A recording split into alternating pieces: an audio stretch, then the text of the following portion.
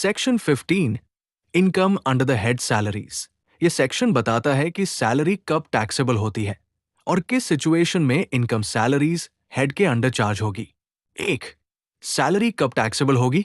Salary 3 situations में taxable होती है। सैलरी ड्यू हो गई, चाहे मिले या न मिले। यदि सैलरी आपको ड्यू हो गई है, मतलब आपने काम कर लिया है, तो वो उसी साल टैक्सेबल होगी, चाहे एम्प्लॉयर ने अभी पेमेंट किया हो या नहीं। सिंपल वर्ड्स में, ड्यू मतलब आपका अधिकार बन गया। एग्जाम्पल, मार्च 2026 की सैलरी 50,000 रुपए एम्प्लॉयर ने अप्रैल 2026 में पे की, तो ये मार्च 2026 में ही टैक्सेबल होगी, क्योंकि वो ड्यू हो गई थी। बी. सैलरी मिल गई, चाहे ड्यू न हुई हो। अगर एम्प्लॉयर ने एडवांस में सैलरी दे दी, तो वो उसी साल टैक्सेबल होगी जिस साल आपको मिल गई। सिंपल वर्ड्स में, रिसीव्ड बेसिस पर भी सैलरी टैक्सेबल होती है।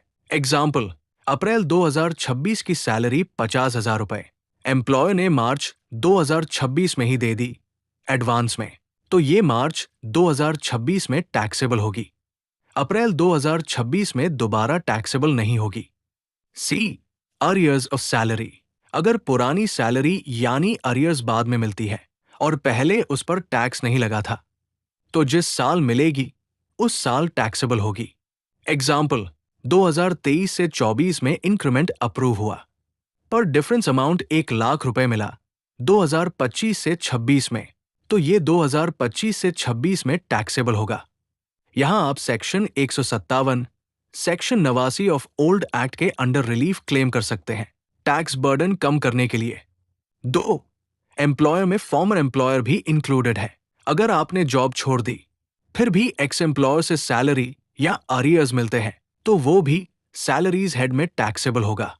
एग्जाम्पल, आपने 2024 में जॉब छोड़ी, 2026 में एक्स कंपनी ने बोनस दिया, ये भी सैलरी इनकम ही मानी जाएगी।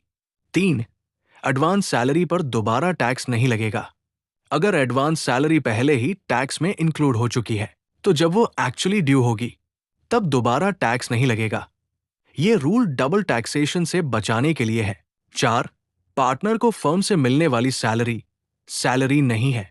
अगर पार्टनर को फर्म से सैलरी, बोनस, कमीशन या रिम्यूनरेशन मिलता है, तो वो सैलरीज हेड में टैक्सेबल नहीं होता। वो टैक्सेबल होता है profits and gains of business और प्रोफेशन, यानी पीजीबीपी के under. Example, mister of firm का पार्टनर है, उसे 3,00,000 रुपए रिम्यूनरेशन मिलती है, ये सैलरी इनकम नहीं है, ये बिजनेस इनकम है। इंपॉर्टेंट कॉन्सेप्ट, सैलरी टैक्सेबल होती है ड्यू बेसिस या रिसीव्ड बेसिस जो पहले हो, मतलब ड्यू या रिसीव्ड में से जो पहले हो, उसी ईयर में टैक्स लगेगा।